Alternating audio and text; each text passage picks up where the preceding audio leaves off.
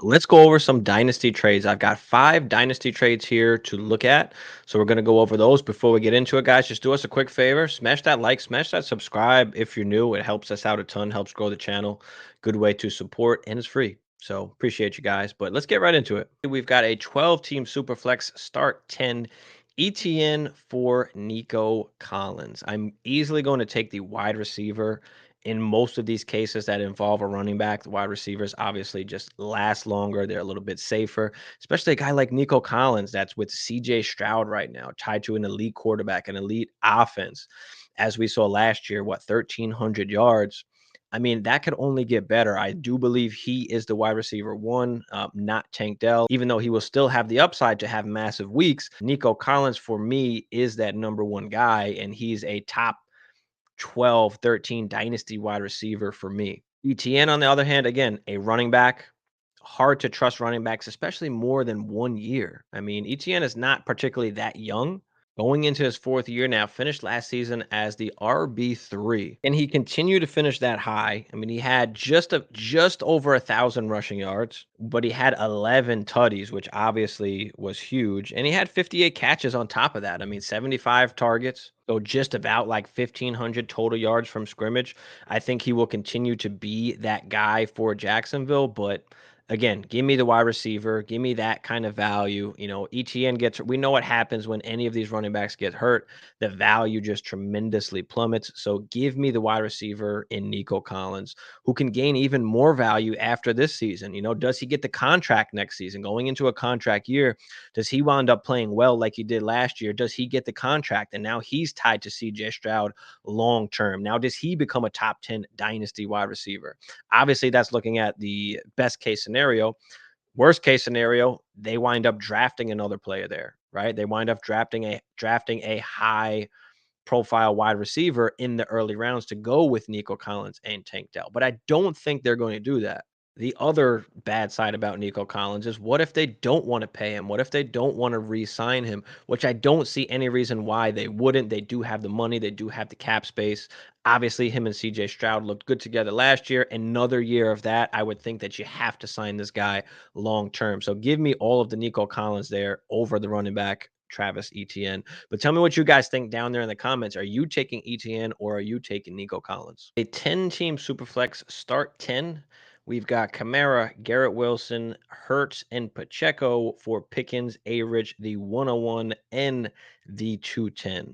So I'm going to take the 101 side here pretty easily. And we can look at this 101 side kind of in 2 different ways, right? We can look at it in the aspect of maybe this team had to rebuild and all they had was kind of Hurts at quarterback. They wanted to get rid of the older running back in Kamara. So maybe they want to go from Hurts to A-Rich, pick up the 101 on top of it, go from Garrett Wilson to Pickens, pick up the 210 as well, getting rid of those 2 running backs. Now that gives you a QB room of Anthony Richardson and Caleb Williams.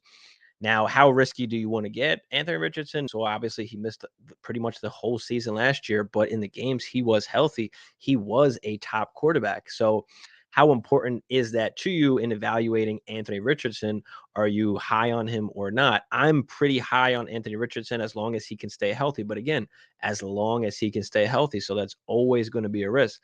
Now, Hurts is a running quarterback as well, so he's risky also, but he hasn't missed like a whole season like Anthony Richardson has. And you can also look at it in the aspect of maybe he's not rebuilding, maybe just like being okay with going from Hurts to A-Rich, going from Garrett Wilson to Pickens, and picking up a Marvin Harrison on top of that with the 101.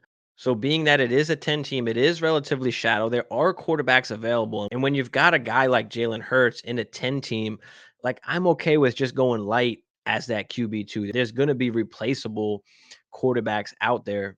So you can always just go ugly on a QB2, which again is another reason why I like this 101 side, because if you're going to just use A-Rich, maybe you do have another quarterback. Maybe you don't have to rebuild. But maybe you do have some other okay quarterback as your QB2. Now you picked up Pickens, which of course is a little bit of a downgrade from Garrett Wilson. But on top of that, you picked up the 101. So you're going to take Marvin Harrison Jr. at that one-on-one, or maybe you like Malik Neighbors better, or maybe you like Odunze better, depending on where these guys land, but you're going to get a top wide receiver. So if A-Rich can stay healthy, what's really the difference between A-Rich and Jalen Hurts? How much is that differential? I don't think it's much if A-Rich is going to wind up staying healthy. So you're getting basically the extra wide receiver here by giving up the 2 running backs. You're picking up the 101 on top of it. So I'm on the 101 side here. I mean, the Garrett Wilson Hurts side, it's a very much safe side. You're taking out all of the risk of drafting a rookie at 101 and them not producing or them busting. And you're taking out all of the risk in Anthony Richardson. So you don't have to worry about him being injured. So you have a reliable quarterback who, even last year, when things weren't so hot and considered what a down season, where that team kind of fell apart that whole second half of the season, Jalen Hurts still finished as the QB2. So just very much a safer side, taking out kind of all the risk. But give me the Anthony Richardson and that 101 side. If you can also move that 101 for multiple pieces as well, if you want to, so you can break that down into multiple more pieces if you are rebuilding. So I do like that 101 side there, but let me know what you guys think down there in the comments. Are you taking that 101 side, or are you just going to stay with that Jalen Hurts and Garrett Wilson side? All right, next trade we got here is 12 team, 1 quarterback, start 10. Give up KELCE, Pollard, and James Conner. In return, get Pitts, the 209, and the 212. So 1 quarterback, start 10. I mean, the 209 and the 212 don't mean a ton, but you're giving up KELCE and you're getting younger at the position. You're getting one of the next up and coming guys in Kyle Pitts, with a new quarterback in Kirk Cousins. So that's obviously exciting. Obviously, his stock is up. So you're coming off an older guy, you're getting a younger guy, and then you're coming off of 2 running backs, one older running back and then a guy in Pollard who's probably realistically just an RB2, which I'm fine with getting rid of. If that's the price it's going to cost you on top of KELCE to go get a guy like Kyle Pitts, I'm okay with that. You got the 209 and the 212 in there. Don't mean much in that 1 QB. I will take the Pitts side here, especially if you're rebuilding. You're getting rid of some of the running backs as well. So tell me what you guys think down there in the comments. Are you on the Pitts or KELCE side here? Next trade, we've got a 12-team Superflex start 10, Saquon, Lamar, and the 305 for Kyler, Nico Collins, Kyron Williams, and the 211. So this one is pretty clear-cut, easy to me. I will take the Kyler, Nico, Kyron side with the 211.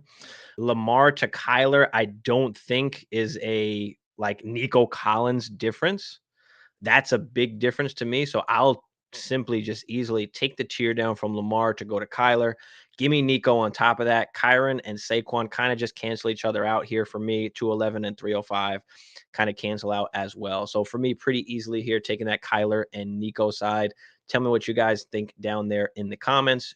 Next trade we've got here is a 12-team Superflex start 10, ETN and Bigsby for Aaron Jones, the 112 and a 2025 second. I'll take ETN in this particular trade. You're getting one of the top 7-ish running backs, depending where you want to rank them, and his backup, which we've heard Bigsby may get some more work this year. Kind of disappointing last year where even Dernis Johnson wound up playing over him, but Bigsby should get some more playing time this year. So love the ETN side here. And again, I don't love buying running backs, but you're giving up basically the 112, a future second, and Aaron Jones. You're giving up a few seconds to go and get a top running back at the position. Aaron Jones, a guy who's been great when healthy, but he hasn't been able to stay healthy these past few years.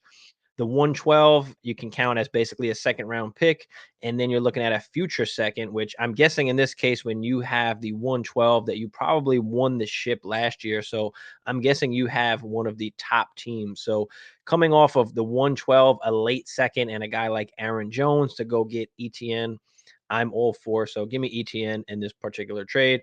What are you guys doing out there? Are you taking the ETN side, or are you taking that 112 package side? The last trade we've got here, a little bit different, not actually a dynasty trade, but a keeper league trade. I thought it was a little bit interesting, but 10-team, 1 QB start 10, Lamar and a 25 fourth, 25 6, and a 2024 10th round pick for Pollard, McBride, and a 2024 308.